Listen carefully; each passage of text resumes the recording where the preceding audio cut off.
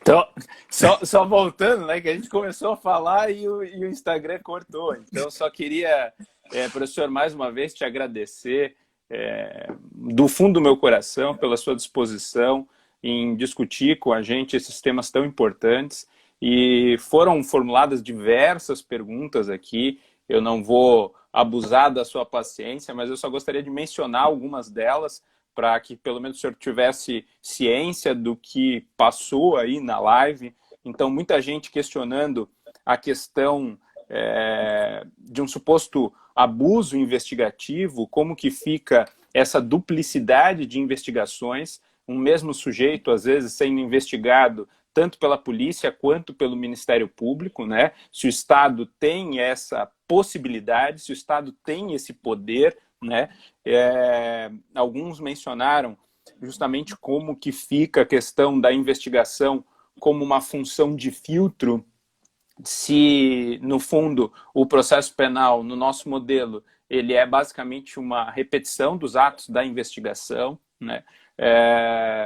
Alguns questionando também a questão do interrogatório filmado. Hoje nós temos, em alguns estados do Brasil, a questão de se filmar, né, de ter uma gravação em áudio e vídeo de vários atos da investigação preliminar, principalmente as oitivas nos autos de prisão em flagrante, em algumas unidades, nos inquéritos em geral. Aqui em Santa Catarina, por exemplo, todos os autos de prisão em flagrante, que são lavrados em centrais de polícia, delegacias de comarca, eles são todos gravados em áudio e vídeo. E hoje, todas as delegacias de comarca, que são aquelas que seguem a organização judiciária, né, não todas as delegacias em cada um dos municípios, mas essas delegacias centrais, elas têm um sistema de áudio e vídeo para gravação dos depoimentos, dos interrogatórios, enfim.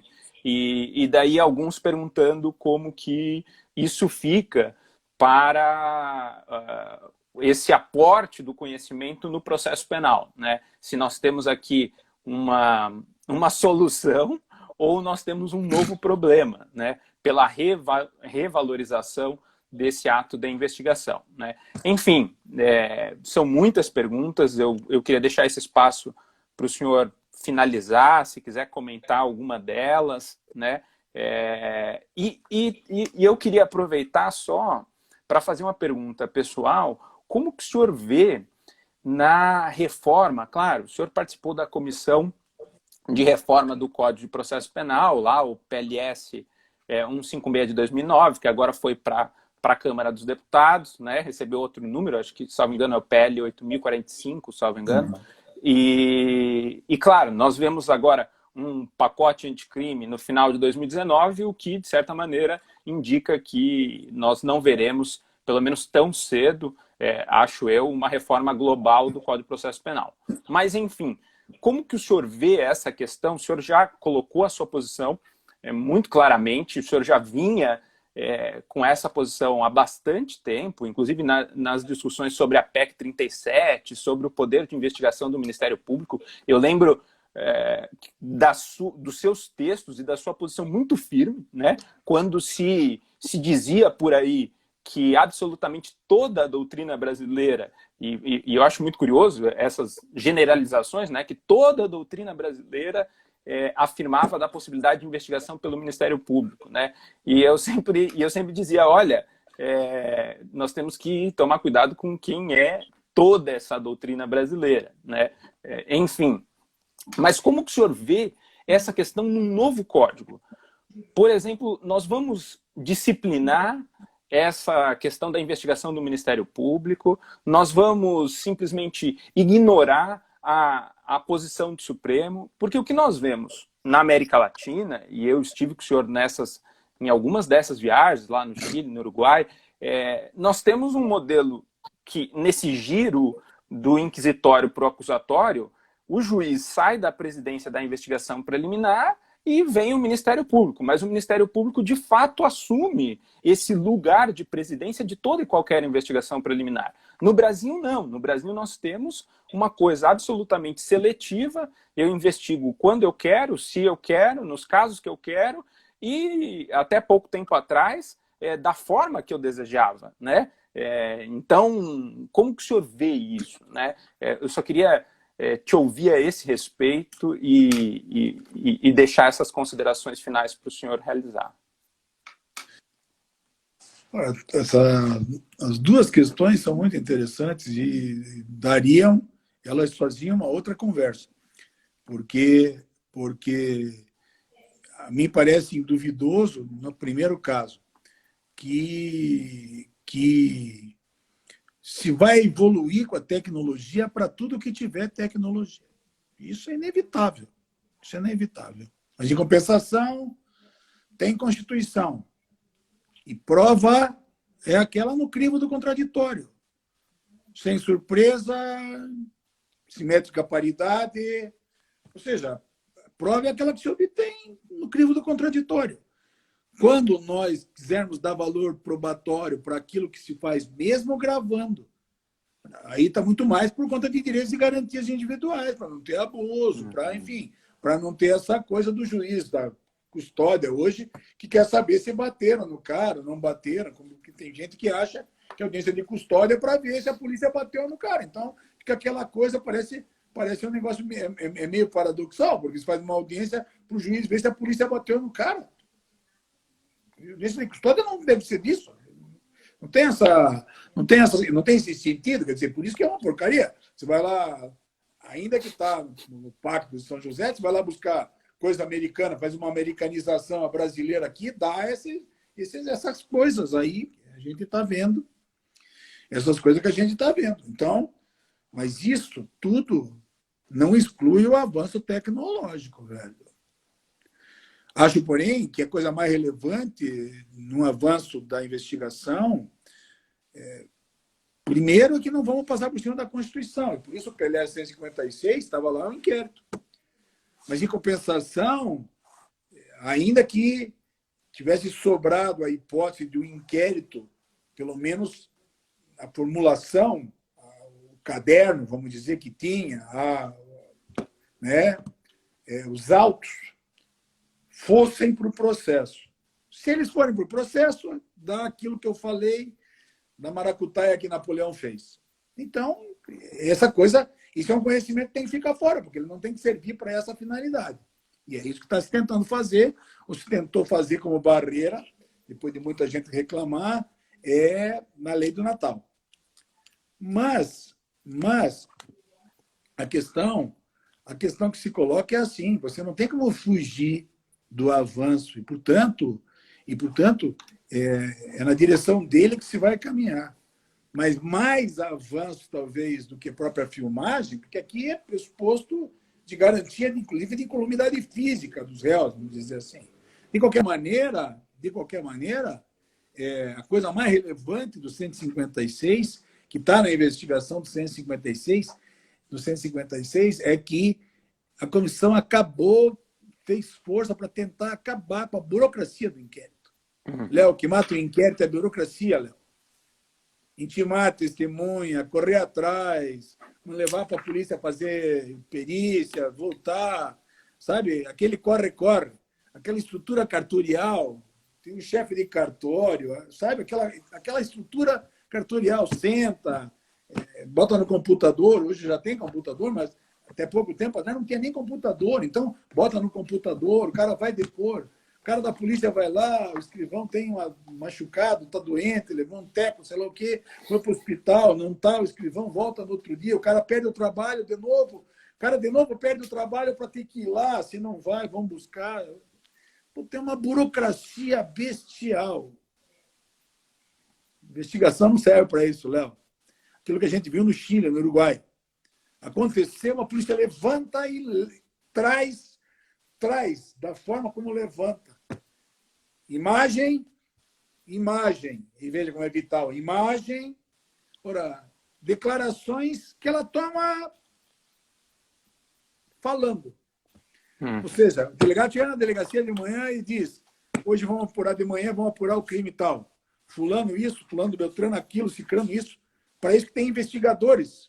Nós, em vez de ter investigador, nós temos o cara, em vez de se vestir que nem o Kojak, de terno e gravata e tal, o cara anda de tênis, calça jeans, camiseta, com as armas aparecendo. Porra, ele vai porque ele vai um burocrata que vai levar, que tá lá e se chama em cima da hora, ele precisa da arma para dar tiro, porra. Não, porra, não é isso. Não é isso, meu. Não é isso. Você precisa ter gente preparada para investigar. Porra, mais do que experiência, inteligência.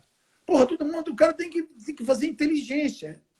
Em vez de ele ir lá levar a notificação, ele vai lá falar com o cara. Aí o cara diz para ele faz um relatório micro. Fulano disse isso que importa para o crime, o que ele também deve saber do crime, ele deve saber o que importa para o crime, ele deve saber elementares, circunstâncias, esse troço. Então ele bota lá, serve isso assim, vai no relatório.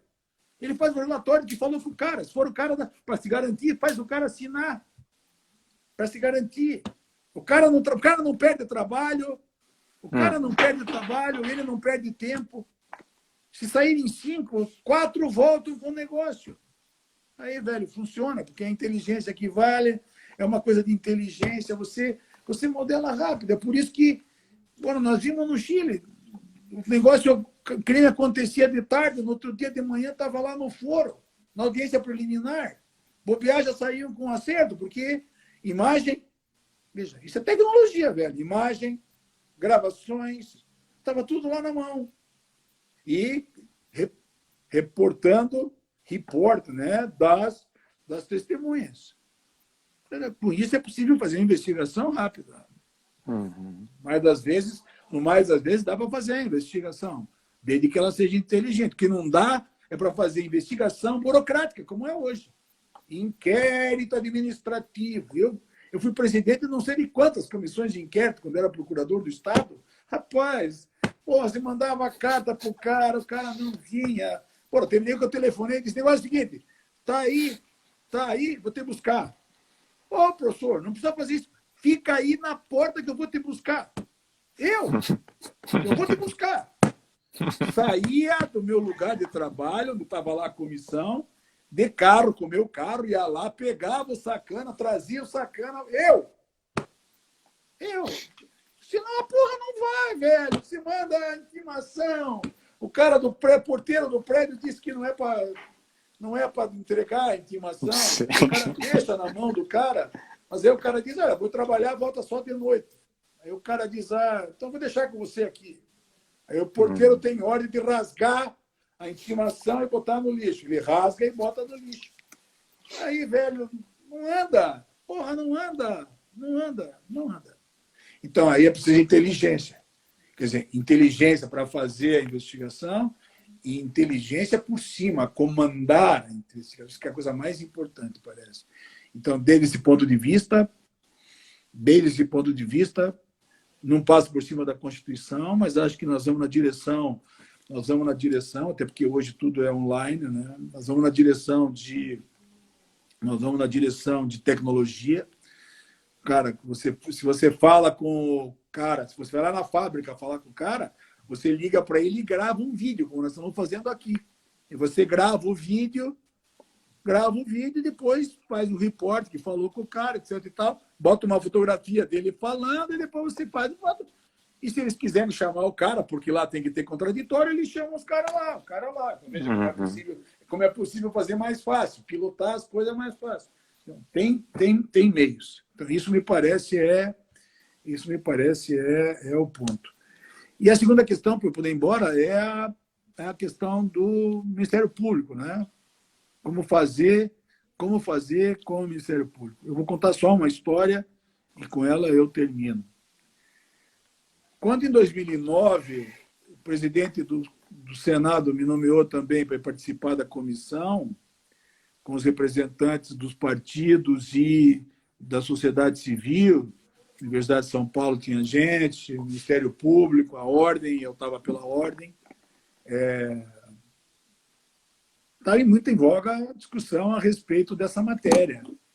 Eu, pelo IBCCRIM, junto com Alberto Silva Franco, Maurício Zanoide, nosso amigo, enfim, teus amigos de São Paulo, eu fui, inclusive, ao Supremo Tribunal Federal brigar pela questão da impossibilidade, muito mais para fazer respeitar a Constituição, do que propriamente para evitar o Ministério Público. E eu achei que isso ia dar uma baita confusão, porque estava pendente ainda, mas havia uma tendência deles a permitir que o Ministério Público investigasse. Eu achei que nisso iam me atropelar na comissão, porque a comissão eram 9 membros, 5 eram provenientes do Ministério Público. E gente muito preparada, todos eles. Todos eles, gente muito preparada, muito. E eu tinha uma certa saída, porque como eu ia perder mesmo, ia levar um pau, e aí eu ia sair torto. Eu ia sair torto de lá, me metendo a falar, defendendo a polícia, ainda que tivesse lá o Sandro Avelar, que era o representante da polícia, que naquela época, o Sandro é um grande delegado federal e era o presidente da Associação dos Policiais Federais, dos Delegados Federais. E o Sandro estava lá e ele, nesse troço aí, ele estava sempre comigo, a polícia, estava defendendo a polícia. E ele é um grande cara, né, além de tudo, e inteligente e tal. E o Sandro fazendo força. Agora, por incrível que pareça, no dia da reunião, onde se ia discutir esse negócio, eu chego lá na reunião, eles estão lá conversando. Aí, eu andava para lá e para cá, eu tinha um escritório em Brasília, e me levavam para lá e para cá, a pessoa do meu escritório, eu dependia deles lá na Câmara. Então, eu cheguei um pouquinho tarde, eles estavam lá conversando. Aí, tudo bem, como vai? Sentei à mesa, e disse, bom, hoje o tema é investigação, né? Aí eu disse, como é que vamos fazer? Como é que vamos fazer o quê? Como é que vamos fazer? Como é que vamos fazer para ajustar o negócio? Eu quero dizer a vocês que eu acho que, se vocês quiserem dar investigação ao Ministério Público, tem que mudar a Constituição. Ou vocês inventam uma outra coisa. Deixam uma coisa da Constituição lá e inventam, dão outro nome. Dão outro nome para outra coisa, vamos dizer assim. Vocês criam uma coisa assim. Aí eles disseram, não, peraí, porra, peraí. Vamos colocar a coisa no seu lugar. Nós temos que cumprir a Constituição. A Constituição diz que quem faz investigação é a polícia. Mas não é só isso, Jacinto. Honestamente, veja, isso dito por eles, honestamente, nós, o Ministério Público, nós não temos condições de fazer o comando da investigação. Nós não temos condição. Não tem. Nós não temos condições, o Ministério Público não tem condições, eu não vou nem dizer condição de se defender, está entendendo? Porque eu fui promotor lá atrás, ainda que pouco tempo, mas quando me formei, levei sorte, passei no concurso, fiquei lá um ano, foi uma experiência muito gratificante para mim, aprendi muita coisa. Mas uma das coisas que tinha era isso, se o cara te ameaçava, ou você se defendia, ou você fazia um ofício para o procurador-geral e para o comandante da polícia, para ele mandar 2 soldados para fazer a tua guarda. Soldado, coitado, que iam morrer junto com você, né? Se os caras viessem te matar. Então, era um negócio... Eu que tinha vivido aquilo, que sabia como é que era, mas veja a honestidade deles, né? Não é só o fato de que eles não têm condição de se defender, eles não têm condição de operacionalizar, de fato, o comando, Léo. Então, a questão é assim, vira isso que você falou, uma seletividade, porque os caras criam grupos e esse grupo vai investigar o que quiser. Mas aí a pergunta que fica é, do ponto de vista administrativo, porque estamos falando de organizações administrativas, do ponto de vista administrativo, é a lei que determina as competências, as atribuições. O que a lei diz? Se a lei diz que é você que faz, você é que vai fazer. É você que faz. Não é você que vai escolher. Não tem escolha na estrutura administrativa. Ainda há pouco gritei falando de dever. Tem dever, mas não tem escolha. Escolha é faculdade, velho. Não tem faculdade. Tu não tem uma faculdade de escolher o diabo da investigação que você quer. Ah, eu gosto só de crimes sexuais. Sabe Deus o que tu tem atrás de ti. Mas, de qualquer maneira, digamos que o cara pudesse dizer um treco desse. Vou dizer, eu só vou investigar homicídio. Porque como é que é o percentual na estatística do homicídio é deprimente, porque se diz que de 10 homicídios só se apura um. Blá, blá, blá, blá, nós conhecemos essa história. Então, veja como é que é o negócio. É quase chovendo molhado, eu acho. Ou seja, querer imaginar a hipótese de que ele... E isso seria o prolongamento já da minha fala, porque onde eu terminei, né? O que vamos fazer no confronto polícia-ministério público? Como vamos fazer? E aí, se você alonga essa conversa, uma das coisas a dizer é justamente isso. Né? Se a coisa passa pela Constituição, é de controle externo que se trata, do que é esse controle externo, eventualmente, que eles podem fazer em face da investigação preliminar. Então, aí é que está o ponto. Porque a mim parece que a honestidade dos meus parceiros de comissão, e quem vai ler o 156 vê o que está lá não por minha causa.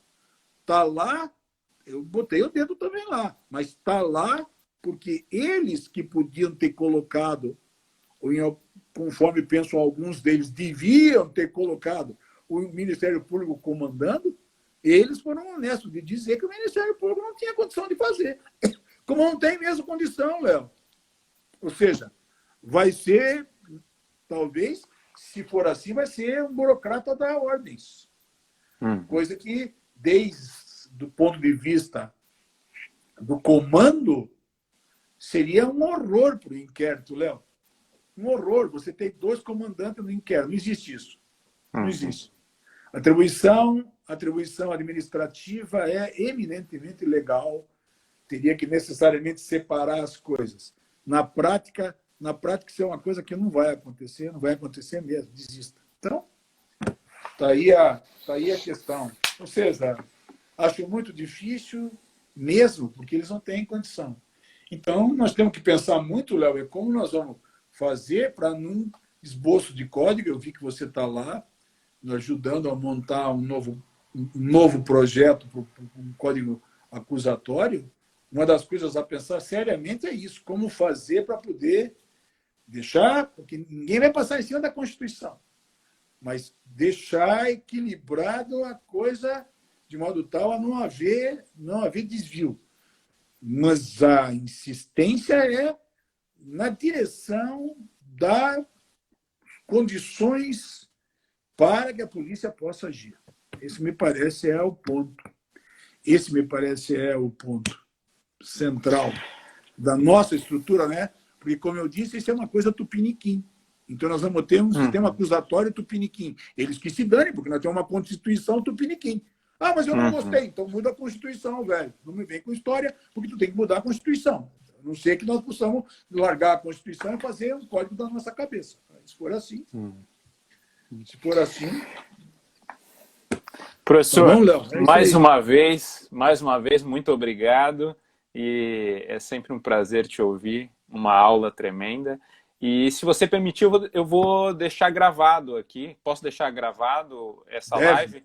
Porque tem vários colegas que... Eu vou fazer uma coleção desses negócios para botar assim...